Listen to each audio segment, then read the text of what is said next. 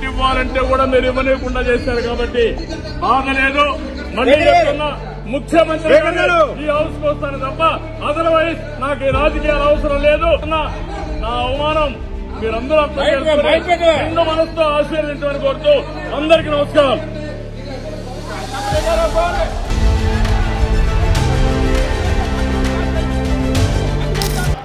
Job ఇవ్వలేకపోతే 2000 రూపాయలు నిరుద్యోగ భృతి కోసం ఎదురు చూస్తా ఉన్నారు. వాళ్ళ గురించి కూడా పట్టించుకోలేదు. మీ వైఖరికి వ్యతిరేకంగా వాకౌట్ చేస్తా ఉన్నాం.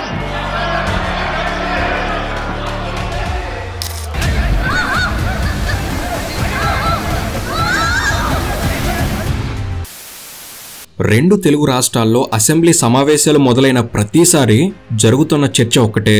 ఇటు తెలంగాణలో కేసీఆర్ గారు అసెంబ్లీకి వస్తారా రారా అని, అటు ఆంధ్రప్రదేశ్లో జగన్మోహన్ రెడ్డి గారు అసెంబ్లీకి వస్తారా రారా అని. ఈ ఇద్దరు నేతల్లో ఒకరికి ప్రతిపక్ష నేత హోదా ఉంది, మరొకరికి ప్రతిపక్ష నేత హోదా లేదు. అయితే తొంటిగాయంతో ఆరోగ్య సమస్యల కారణంగా కేసీఆర్ గారు చాలా కాలం అసెంబ్లీకి దూరంగా ఉన్నారు.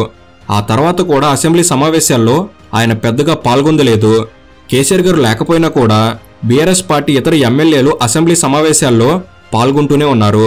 తెలంగాణ విషయాలను పక్కన పెడితే ఆంధ్రప్రదేశ్ మాజీ ముఖ్యమంత్రి జగన్మోహన్ రెడ్డి గారు అసెంబ్లీని పూర్తిగా బాయ్కాట్ చేస్తున్నట్లు ప్రకటించడంతో ఆంధ్రప్రదేశ్ రాజకీయాల్లో అదో ఆసక్తికరమైన పరిణామంగా మారింది. ప్రతిపక్ష నేత హోదా ఇవ్వాలని డిమాండ్ చేస్తున్న జగన్మోహన్ రెడ్డి గారికి ప్రతిపక్ష నేతగా గుర్తింపు దక్కకపోయేసరికి ఎన్నికలు జరిగి 6 నెలలు కూడా కాకుండానే జగన్మోహన్ రెడ్డి గారు తీసుకున్న ఈ నిర్ణయం చాలా మందిని విస్మయానికి గురిచేసింది. కాబట్టి అసలు జగన్మోహన్ రెడ్డి గారు అసెంబ్లీని ఎందుకు బహిష్కరిస్తున్నారు? జగన్మోహన్ రెడ్డి గారు అసెంబ్లీని బాయ్కట్ చేయడం సరైన నిర్ణయమేనా? గతంలో నాయకులు అసెంబ్లీని బాయ్కట్ చేసినప్పుడు ఎలాంటి ఫలితాలు వచ్చాయి? అసలు ఇలా నాయకులు అసెంబ్లీని బాయ్కట్ చేసిన సందర్భాలేంటి అనే ఈ ముఖ్యమైన విషయాల్ని ఈ వీడియోలో మీకు క్లియర్గా వివరించబోతున్నాను. ఈ వీడియో మీకు బాగా నచ్చి తీరుతుంది, నాది హామీ. ఈ వీడియో చూస్తున్న వారిలో ఎవరైనా వైఎస్ఆర్ కాంగ్రెస్ పార్టీ అభిమానులుంటే ఈ విషయాన్ని అర్థం చేసుకునే ప్రయత్నం చేయండి. ఈ వీడియోలో చెప్తున్న అంశాన్ని ఒక విమర్శలా కాకుండా సలహాలాగా, సూచనలాగా తీసుకునే ప్రయత్నం చేయండి. అలాగే వీడియో పూర్తిగా చూసిన తర్వాత జగన్మోహన్ రెడ్డి గారు తీసుకున్న నిర్ణయంపై మీ అభిప్రాయం ఏమిటనేది తప్పకుండా తెలియజేయండి. అండ్ ఇలాంటి మరిన్ని ఇన్ఫర్మేటివ్ వీడియోస్ ని మీ కొరకు తెచ్చేందుకు మీ సపోర్ట్ గా ఈ వీడియోకి జస్ట్ లైక్ చేయండి చాలు. సో ఇక లేట్ చేయకుండా let's get into the video.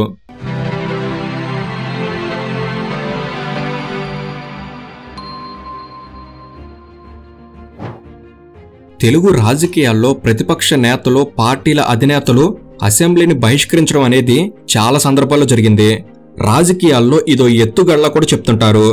NTR గారితో మొదలుపెట్టి వైఎస్ రాజశేఖర రెడ్డి గారు, జగన్మోహన్ రెడ్డి గారు, చంద్రబాబు నాయుడు గారు వీరంతా అధికారంలో లేని సందర్భంలో అసెంబ్లీని బహిష్కరించిన వారే.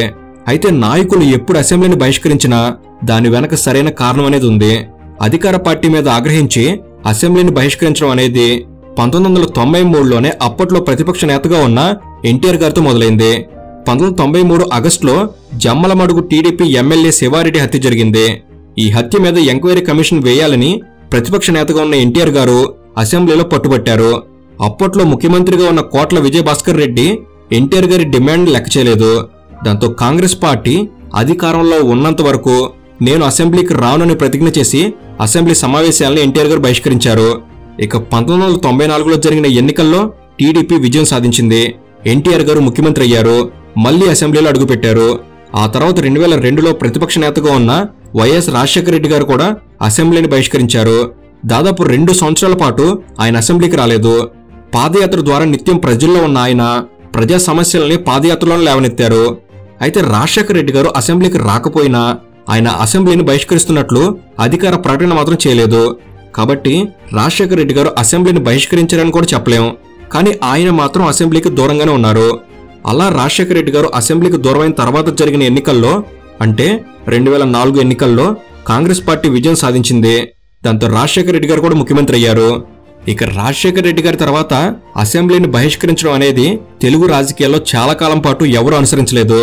కానీ 2017లో మాత్రం అప్పట్లో ఆంధ్రప్రదేశ్ అసెంబ్లీలో జగన్మోహన్ రెడ్డి గారు ప్రతిపక్ష నేతగా ఉన్న సమయంలో అసెంబ్లీ నుంచి పార్టీని బాయ్కాట్ చేశారు. వైసీపీ ఎమ్మెల్యేలను పార్టీ ఫిరాయింపులకు గురిచేస్తూ ఆ పార్టీ ఎమ్మెల్యేలను అధికార పార్టీలో చేర్చుకోవడం పట్ల 2017లో అసెంబ్లీలో వైసీపీ నిరసనకు దిగింది. ఈ విషయంలో అప్పటి అధికార టీడీపీ వైఖరి పట్ల ఆగ్రహంతో జగన్మోహన్ రెడ్డి గారు అసెంబ్లీని బహిష్కరిస్తున్నామంటూ సభ జరుగుతున్నప్పుడే అసెంబ్లీ నుంచి బయటికి వెళ్లిపోయారు. ఆ తర్వాత పాదయాత్ర చేసి ప్రభుత్వ వైఖరిని, ప్రభుత్వ తప్పిదాలను ఎండగట్టడమే కాకుండా అసెంబ్లీలో ఆయనకు జరిగిన అన్యాయాన్ని కూడా ప్రజలకు వివరించారు. అలా 2019లో వైసీపీ 151 స్థానాలతో అఖండ విజయాన్ని నమోదు చేసింది. దాంతో జగన్మోహన్ రెడ్డి గారు ముఖ్యమంత్రి అయ్యారు. అలా జగన్మోహన్ రెడ్డి గారు 2019లో తిరిగి ముఖ్యమంత్రి హోదాలోనే అసెంబ్లీలో అడుగుపెట్టారు.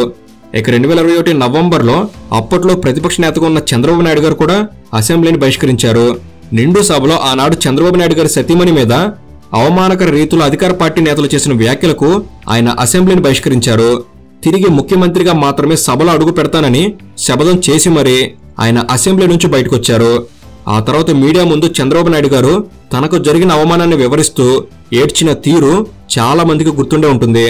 ఈ సంఘటన తర్వాత 2024లో చంద్రబాబు నాయుడు గారు తిరిగి ముఖ్యమంత్రిగానే అసెంబ్లీ సమావేశాలకు హాజరయ్యారు. ఇలా తెలుగు రాష్ట్రంలోనే కాదు, దేశవ్యాప్తంగా కూడా నేతలు అసెంబ్లీని బహిష్కరించడం, ఆ తర్వాత ప్రజామోదంతో తిరిగి ముఖ్యమంత్రులుగా అసెంబ్లీకి రావడం చాలా సందర్భాల్లో జరిగింది. ముఖ్యంగా దేశం మొత్తం చర్చకు దారితీసిన సంఘటన తమిళనాడు అసెంబ్లీలో జరిగింది. 1989లో తమిళనాడు అసెంబ్లీలో జయలలిత గారు ప్రతిపక్ష నేతగా ఉన్నప్పుడు నిండు సభలో డిఎంకే నాయకులు ఆమె చీరను లాగి అత్యంత నీచంగా అవమానించారు. దాంతో ఆమెకు జరిగిన అవమానానికి నిరసనగా ఆమె అసెంబ్లీని బహిష్కరించారు. కానీ తర్వాత 1991లో జరిగిన ఎన్నికల్లో జయలలిత గారు ఘన విజయం సాధించి తిరిగి ముఖ్యమంత్రిగా అసెంబ్లీలో అడుగుపెట్టారు. అయితే ఇప్పటివరకు చెప్పుకున్న ఏ సంఘటన పరిశీలించినా ఒక్కటే విషయం స్పష్టమవుతుంది. అదేంటంటే అసెంబ్లీ సాక్షిగా అవమానాలు జరగడం, ఆ అవమానాన్ని ప్రజలకు అర్థమయ్యే విధంగా వివరించడం. ఇలా 1993లో ఎన్టీఆర్ గారి నుంచి 2021లో చంద్రబాబు నాయుడు గారి వరకు ప్రతి సంఘటనలో నాయకులకు జరిగిన అవమానాల్ని ప్రజలు కొంతవరకు అర్థం చేసుకున్నారు. అందుకే ఆనాడు నాయకులు అసెంబ్లీ బహిష్కరించినా కూడా ప్రజల వద్ద నుంచి మద్దతే లభించింది. కానీ ప్రస్తుతం జగన్మోహన్ రెడ్డి గారు కూడా అసెంబ్లీని బహిష్కరించాలని నిర్ణయించుకోవడం విస్మయానికి గురిచేసే అంశమే అవుతుంది. 2024లో ఆంధ్రప్రదేశ్లో కూటమి ప్రభుత్వం అధికారంలోకి వచ్చి నవంబర్ 12కి సరిగ్గా 5 నెలలు మాత్రమే పూర్తయ్యాయి. అయితే ఈసారి ఆంధ్రప్రదేశ్ అసెంబ్లీలో టెక్నికల్ గా మొత్తం 4 పార్టీలకు స్థానం లభించింది. TDP, Janasena, BJP, YSR Congress. ఈ 4 పార్టీల్లో టీడీపీ, జనసేన, బీజేపీ ఈ 3 పార్టీలు ఎన్డీఏలో భాగస్వాములుగా ఉండటం వల్ల అధికారాన్ని పంచుకుంటున్నాయి. కాబట్టి వైఎస్ఆర్ కాంగ్రెస్ పార్టీ ఒక్కటే అధికార పక్షానికి వ్యతిరేకంగా వ్యవహరిస్తున్న పార్టీ. కానీ వైఎస్ఆర్ కాంగ్రెస్ పార్టీకి ఉన్న సంఖ్యాబలం కారణంగా ఆ పార్టీకి అధికారికంగా ప్రతిపక్ష హోదా అనేది లేదు. ఈ విషయం మీద కూడా రాష్ట్రంలో చాలా పెద్ద చర్చ జరిగింది. ప్రతిపక్ష పార్టీ హోదా కావాలి అంటే కనీసం 18 మంది ఎమ్మెల్యేలు ఉండాలి. కానీ ఆ పార్టీకి 11 మంది మాత్రమే ఉండడంతో రాజ్యాంగబద్ధంగా రావాల్సిన హోదాని డిమాండ్ చేయాల్సిన పరిస్థితి ఏర్పడింది. ఈ విషయంలో ఎవరి వాదన వారిదే. ప్రభుత్వాన్ని ప్రశ్నించేందుకు మేం మాత్రమే ఉన్నప్పుడు, అసెంబ్లీలో ఉన్న ఇతర రాజకీయ పార్టీలన్నీ ప్రభుత్వంలో భాగం అయినప్పుడు, సీట్లు తక్కువగా వచ్చినా ఎన్నికల్లో 40% ఓట్లు వచ్చిన పార్టీగా ప్రతిపక్ష పార్టీ హోదా తమకి దక్కుతుంది అనేది వైఎస్ఆర్ కాంగ్రెస్ పార్టీ చేస్తున్న వాదన. కానీ ఆ పార్టీకి మాత్రం ప్రతిపక్ష హోదా అనేది లేదు. ఆ పార్టీ ఎమ్మెల్యేలందరూ సాధారణ సభ్యుల్లా మాత్రమే పరిగణించబడతారు. మాజీ ముఖ్యమంత్రి జగన్మోహన్ రెడ్డి గారు కూడా ఒక మామూలు ఎమ్మెల్యేలాగా మాత్రమే సభలో ఆయనకు గుర్తింపు ఉంటుంది. అయితే ఇప్పుడు జరుగుతున్నవి కూటమి ప్రభుత్వం ఏర్పడిన తర్వాత జరుగుతున్న 2 అసెంబ్లీ సమావేశాలు మాత్రమే. ఇప్పటి వరకు ఆంధ్రప్రదేశ్ అసెంబ్లీలో జగన్మోహన్ రెడ్డి గారు ప్రమాణ స్వీకారం చేయడానికి మినహాయించి ఎక్కువ సమయం గడిపింది లేదు. కానీ నవంబర్ 11న శీతాకాలం అసెంబ్లీ సమావేశాలు మొదలయ్యాయి. ఈ సమావేశాల కన్నా ముందు జగన్మోహన్ రెడ్డి గారు మీడియాతో మాట్లాడుతూ ప్రతిపక్ష పార్టీ ఒకటి ఉంటుందని గుర్తించడం లేదు, దానికి ప్రతిపక్ష నాయకుడు ఒకడు ఉంటాడని అంతకన్నా గుర్తించడం లేదు, దానివల్ల మైక్ అనేది ఇవ్వరు, 175 మందిలో నువ్వు కూడా ఒక సభ్యుడు లాగానే నీకు కూడా 2 నిమిషాలు ఇస్తాం, ఆ 2 నిమిషాల్లో నువ్వు చెప్పాల్సింది చెప్పు అంటారు. ఇలాంటి పరిస్థితుల్లో నేను అసెంబ్లీకి పోయి లాభమేముంది అని స్వయంగా ఆయనే చెప్పారు. దాంతోపాటు అసెంబ్లీ జరుగుతున్నప్పుడే ప్రతిపక్ష పాత్ర పోషిస్తూ ప్రతిపక్ష హోదా ఇస్తే ఏ మాదిరిగా ప్రశ్నించే స్వేచ్ఛ, ప్రశ్నించే టైం ఉంటుందో అదే టైంలో అదే హక్కును ఉపయోగించుకుంటూ మీడియా సమక్షంలో ప్రభుత్వాన్ని ప్రశ్నలు అడుగుతూనే ఉంటామని కూడా చెప్పారు. ఈ మొత్తం స్టేట్మెంట్ ని అర్థం చేసుకుంటే వైఎస్ఆర్ కాంగ్రెస్ పార్టీ అసెంబ్లీని బహిష్కరించి అసెంబ్లీలో ప్రభుత్వాన్ని ప్రశ్నించాల్సిన విషయాల్ని మీడియా వేదికగా ప్రశ్నిస్తారని అర్థం. అయితే జగన్మోహన్ రెడ్డి గారు తీసుకున్న ఈ నిర్ణయం పొలిటికల్ సెల్ఫ్ గోల్ అనే అభిప్రాయం ఎక్కువగా వినిపిస్తుంది. అయితే జగన్మోహన్ రెడ్డి గారు అసెంబ్లీలో జరగబోయే పరిస్థితులు అంచనా వేసి ముందుగానే నిర్ణయం తీసుకున్నారు. నిజానికి అసెంబ్లీలో జరగబోయేది అదే కావచ్చు. కానీ పరిస్థితులను తట్టుకొని అవమానాలను ఎదుర్కొన్నప్పుడు మాత్రమే ఆయన అసెంబ్లీని బహిష్కరించడాన్ని ప్రజలు అంగీకరిస్తారు. అంతేకాని అసెంబ్లీకి వెళ్లకుండా ప్రజలకు కనిపించేలా అవమానాలను ఎదుర్కోకుండానే అసెంబ్లీని బహిష్కరిస్తే అది వెనకడిగే అవుతుంది. అసెంబ్లీని బహిష్కరించినప్పుడు ప్రజలకు బలమైన కారణం చెప్పాల్సి ఉంటుంది. ఎందుకంటే నాయకులను ఎన్నుకునేది అసెంబ్లీలో మాట్లాడేందుకే కానీ మీడియాతో మాట్లాడేందుకు కాదు. అదీకాక అసెంబ్లీ వేదికగా ప్రశ్నించే ప్రశ్నకు మీడియా ముందు ప్రశ్నించే ప్రశ్నకు చాలా తేడా ఉంటుంది. అసెంబ్లీలో సభ్యులు మాట్లాడే ప్రతి మాట అసెంబ్లీ రికార్డులో నిక్షిప్తమవుతుంది. అసెంబ్లీ సాక్షిగా ఒక సభ్యుడు లేవనెత్తే ప్రశ్నకు తప్పనిసరిగా ప్రభుత్వం సమాధానం చెప్పాల్సి ఉంటుంది. కానీ మీడియా ముందు ప్రభుత్వాన్ని ప్రశ్నిస్తే ఆ ప్రశ్నకు ఎటువంటి క్రెడిబిలిటీ ఉండదు. ఇక్కడ ప్రతిపక్ష పార్టీగా గుర్తింపు, ప్రతిపక్ష నేత హోదా ఈ రెండూ ఇవ్వనప్పుడు అసెంబ్లీకి వెళ్లి ఏం లాభం అని జగన్మోహన్ రెడ్డి గారు ప్రశ్నిస్తున్నారు. ప్రతిపక్ష పార్టీగా గుర్తింపు, ప్రతిపక్ష నేత హోదా ఇవన్నీ సరైన సంఖ్యాబలం ఉన్నప్పుడు ప్రభుత్వాన్ని డిమాండ్ చేయాల్సిన అవసరం లేదు. రాజ్యాంగబద్ధంగా వాటికవే లభిస్తాయి. కాబట్టి ప్రతిపక్ష నేత హోదా, ప్రతిపక్ష పార్టీగా గుర్తింపు ఇవ్వడం లేదని ప్రభుత్వాన్ని విమర్శిస్తే లాభం ఉండదు. అదీకాక బాధ్యతాయుతంగా ప్రవర్తించాల్సిన పదవుల్లో ఉంటూ అసెంబ్లీకి వెళ్లకుండా ఉండేందుకు జగన్మోహన్ రెడ్డి గారు చూపిస్తున్న కారణం ఏదైతే ఉందో ఆ కారణం అంత ప్రజామోదకంగా లేదు. గతంలో 2017లో జగన్మోహన్ రెడ్డి గారు అసెంబ్లీని బహిష్కరించినప్పుడు ఆయన తన ఎమ్మెల్యేలను లాక్కున్నారని సభలోనే నిరసన ప్రదర్శిస్తున్న సమయంలో ప్రభుత్వ వైఖరి పట్ల విసుగు చెంది ఆయన అసెంబ్లీ నుంచి బయటకు వెళ్లారు. ఆనాడు జగన్మోహన్ రెడ్డి గారికి జరిగిన అవమానాన్ని అందరూ అర్థం చేసుకున్నారు. కానీ ఇప్పుడు మాత్రం అవమానాన్ని ఊహించుకొని సభను ముందే బహిష్కరించడం ఖచ్చితంగా సెల్ఫ్ గోల్ అవుతుంది. అయితే అసెంబ్లీలో ప్రస్తావించాల్సిన అంశాలని మీడియా ముందు ప్రస్తావిస్తామని చెప్తున్నారు. ఎమ్మెల్యేలుగా ఎన్నుకుంది మీడియా ముందు మాట్లాడడానికి కాదు కదా అనే అభిప్రాయాలు కూడా వినిపిస్తున్నాయి.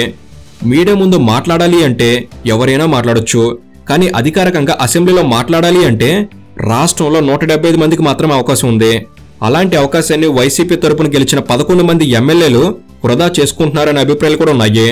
అయితే రాష్ట్రంలో ఎప్పుడైనా ప్రతిపక్ష పార్టీ అనేది ఒక్కటే ఉంటుంది. ప్రతిపక్ష పార్టీగా ప్రభుత్వం గుర్తించకపోయినా వైఎస్ఆర్ కాంగ్రెస్ పార్టీ తమను తాము ప్రతిపక్ష పార్టీ అని ప్రజల్లో విశ్వాసం కలిగేలా ప్రవర్తించాలి. అలాంటప్పుడు సభలో ఉంటూనే పోరాటం చేయాలి. సభలో వారికి కేటాయించిన సమయాన్ని ఉపయోగించుకోవాలి. 11 మంది సభ్యులకు ఒక్కొక్కరికి 2 నిమిషాలు కేటాయిస్తే 22 నిమిషాల సమయం ఆ పార్టీకి దక్కుతుంది. ఒక్కొక్కరిగా వారికి ఉన్న సమయాన్ని సద్వినియోగం చేసుకుంటూనే ప్రభుత్వాన్ని ప్రశ్నించాలి. సూచనలు, సలహాలు ఇవ్వాలి. తప్పిదాలను ఎత్తి చూపాలి. అలా చర్చల్లో పాల్గొనాలి. వారికి కేటాయించిన సమయం సరిపోదు అని వారు భావిస్తే మరికొంత సమయం డిమాండ్ చేయాలి. ప్రభుత్వం తగిన సమయం ఇవ్వకపోతే వారు ప్రస్తావించాల్సిన అంశాలు ఇంకా ఉన్నప్పుడు బయట మీడియా ముందు ప్రభుత్వ ధోరణిని ఎండగట్టాలి. సభలో వారికంటూ కేటాయించిన సమయం కొంత మాత్రమే కావచ్చు. ఆ కొంత సమయాన్ని కూడా ఎంత సమర్థవంతంగా ఉపయోగించుకున్నారు అనే విషయాన్ని ప్రజలే గమనిస్తారు. ఇక్కడ జగన్మోహన్ రెడ్డి గారు తాజా మాజీ ముఖ్యమంత్రి కూడా కాబట్టి ఆయన సభకు వచ్చి మాట్లాడే ప్రయత్నం చేస్తే తగిన సమయం ఇవ్వకపోతే 5 సంవత్సరాలు ముఖ్యమంత్రిగా ఉన్న వ్యక్తికి మాట్లాడే అవకాశం కూడా ఇవ్వడం లేదు అన్న విషయం ప్రజలకు అర్థమవుతుంది. కాబట్టి ఇక్కడ ప్రభుత్వ వైఖరిని ప్రజలు గమనించే వరకు ఆగి ప్రభుత్వ వైఖరి పట్ల నిరసనగా అసెంబ్లీని బాయ్కాట్ చేసి ఉంటే జగన్మోహన్ రెడ్డి గారి నిర్ణయాన్ని ఎవరూ తప్పుపట్టరు. అయితే కొత్తగా ప్రభుత్వం ఏర్పడి 6 నెలలు కూడా కాలేదు. కాబట్టి ఇంత త్వరగా అసెంబ్లీని బహిష్కరిస్తే రాబోయే 4.5 ఏళ్లు ప్రజలకు ఏం సమాధానం చెప్తారో వైసీపీ నాయకులు ఆలోచించుకోవాలి. 2014 నుంచి 2024 వరకు ఏకంగా పార్లమెంట్లోనే ప్రతిపక్ష పార్టీ హోదా ఏ పార్టీకి దక్కలేదు. అధికార పార్టీ తర్వాత అత్యధిక స్థానాలు ఉన్న పార్టీగా అత్యధిక కాలం దేశాన్ని పాలించిన కాంగ్రెస్ పార్టీ కూడా ప్రతిపక్ష పార్టీ హోదాని గట్టిగా డిమాండ్ చేయలేకపోయింది. అయినా ఆ పార్టీ 10 సంవత్సరాల పాటు పార్లమెంట్ సభా చర్చల్లో పాల్గొంటూనే వచ్చింది. కాబట్టి ప్రతిపక్ష పార్టీ గుర్తింపు, ప్రతిపక్ష నేత హోదా ఇవి లేవని సభను బహిష్కరిస్తే అదో పెద్ద రాజకీయ పొరపాటే అవుతుంది అని చాలా మంది అభిప్రాయం. అయితే అన్నిసార్లు ప్రజల అభిప్రాయాలు అంచనా వేసినట్టే ఉంటాయి అనుకోవడానికి లేదు. కాబట్టి అసెంబ్లీని బహిష్కరిస్తున్నట్లు జగన్మోహన్ రెడ్డి గారు తీసుకున్న ఈ నిర్ణయం ఎలాంటి ఫలితాలు ఇస్తుందో చూడాలి. ఈ నిర్ణయంపై మీ అభిప్రాయం ఏమిటి? తప్పకుండా కామెంట్ చేయండి. సో ఇది ఫ్రెండ్స్, ఈ వీడియో అనేది జరుగుతున్న ఈ పరిణామాలని మీకు స్పష్టంగా వివరించడంలో ఎంతో కొంత ఉపయోగపడిందని నేను భావిస్తున్నాను. ఈ వీడియో కనుక మీకు నచ్చినట్లయితే జస్ట్ లైక్ చేయండి చాలు. ఇలాంటి మరిన్ని ఇన్ఫర్మేటివ్ వీడియోస్ ఇక్కడ నుంచి రాబోతున్నాయి. వాటిని మీరు కూడా పొందేందుకు తప్పకుండా మన తెలుగు నాలెడ్జ్ సబ్స్క్రైబ్ చేసుకుని బెల్ని ఆల్లో పెట్టుకోగలరని మనవి. Thank you for watching. Have a good day. అన్నిసార్లు ప్రజల అభిప్రాయాలు అంచనా వేసినట్టే ఉంటాయి అనుకోవడానికి లేదు. కాబట్టి అసెంబ్లీని బహిష్కరిస్తున్నట్లు జగన్మోహన్ రెడ్డి గారు తీసుకున్న ఈ నిర్ణయం ఎలాంటి ఫలితాలు ఇస్తుందో చూడాలి. ఈ నిర్ణయంపై మీ అభిప్రాయం ఏమిటి? తప్పకుండా కామెంట్ చేయండి. సో ఇది ఫ్రెండ్స్, ఈ వీడియో అనేది జరుగుతున్న ఈ పరిణామాలని మీకు స్పష్టంగా వివరించడంలో ఎంతో కొంత ఉపయోగపడిందని నేను భావిస్తున్నాను. ఈ వీడియో కనుక మీకు నచ్చినట్లయితే జస్ట్ లైక్ చేయండి చాలు. ఇలాంటి మరిన్ని ఇన్ఫర్మేటివ్ వీడియోస్ ఇక్కడ నుంచి రాబోతున్నాయి. వాటిని మీరు కూడా పొందేందుకు తప్పకుండా మన తెలుగు నాలెడ్జ్ సబ్స్క్రైబ్ చేసుకుని బెల్ని ఆల్లో పెట్టుకోగలరని మనవి. Thank you for watching. Have a good day.